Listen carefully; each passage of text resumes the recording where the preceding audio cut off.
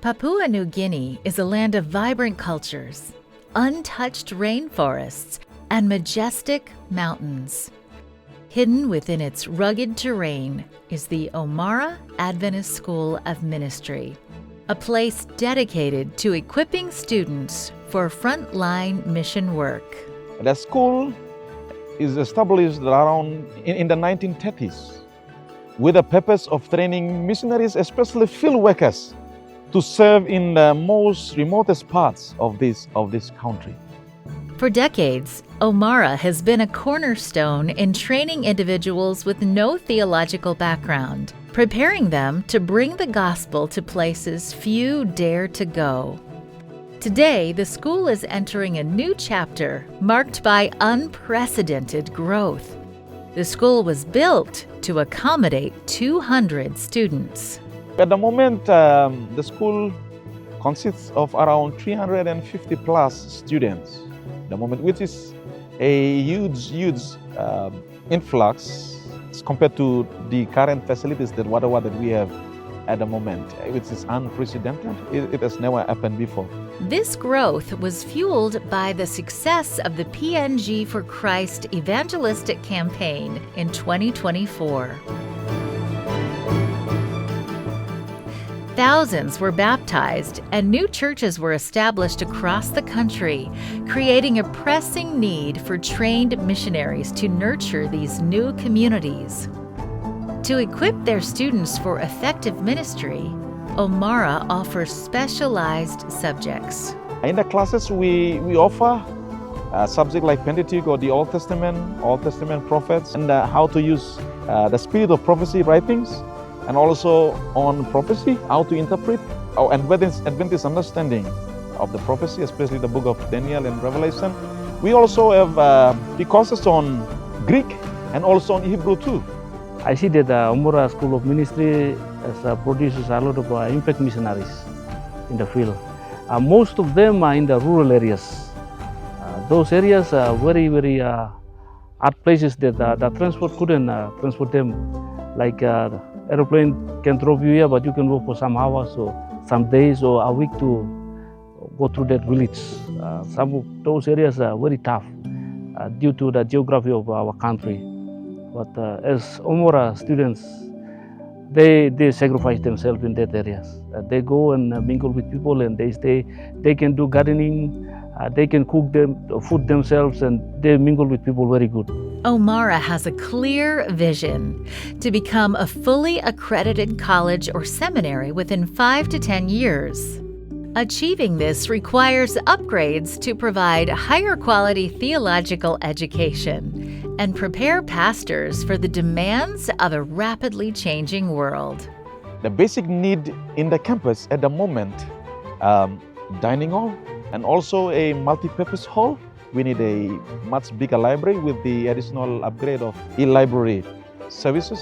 We have got to build new dormitories, some new dormitories, and also staff accommodation. The need is urgent and the goal is ambitious, but with your support, it can become a reality. Please pray for Omara Adventist School of Ministry. Please pray for what the Lord is doing here. Please pray for our missionaries, and also for the much-needed school upgrade.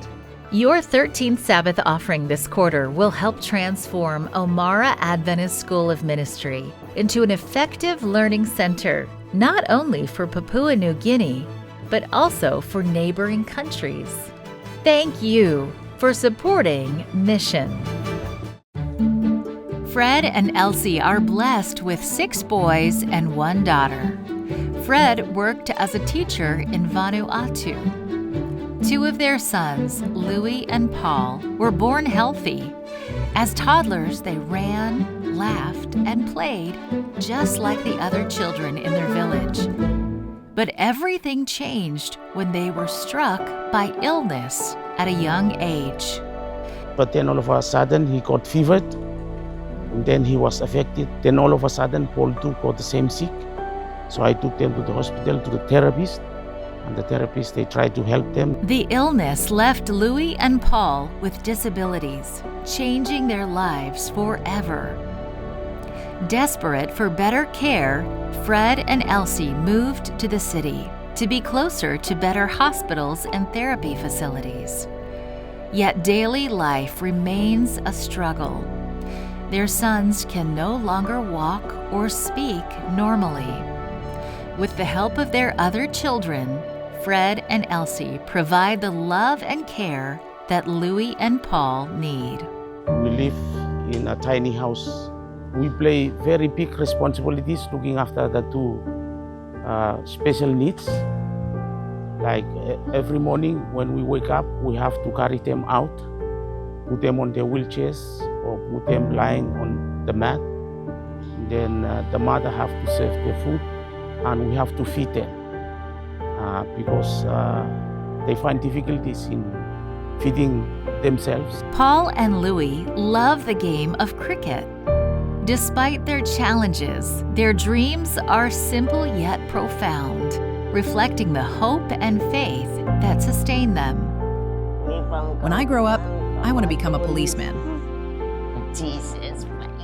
When Jesus comes, I want Jesus and me to go to heaven.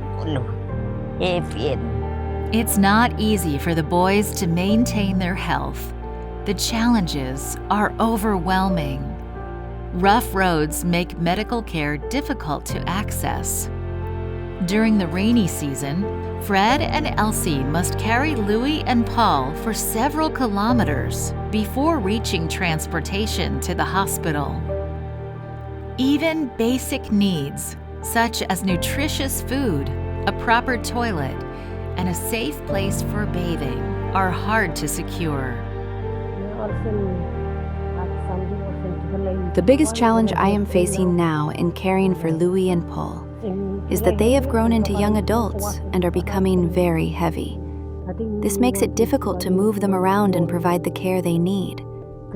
I would love it if there was a clinic, some sort of first aid clinic close by, so that they can more easily access medicine.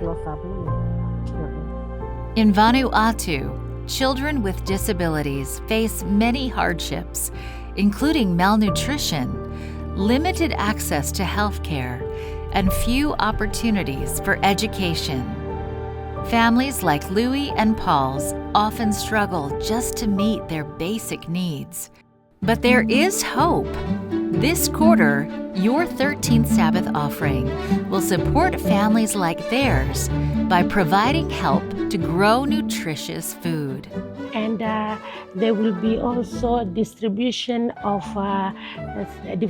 things like wheelchair and other assistive devices that will help children with special needs. So it's not only a humanitarian like a project. It is also an avenue where we can share the love of Jesus. Your prayers and support are needed. Together, we can give hope to families who long for a brighter future. Thank you for your support through 13th Sabbath offering to Vanuatu.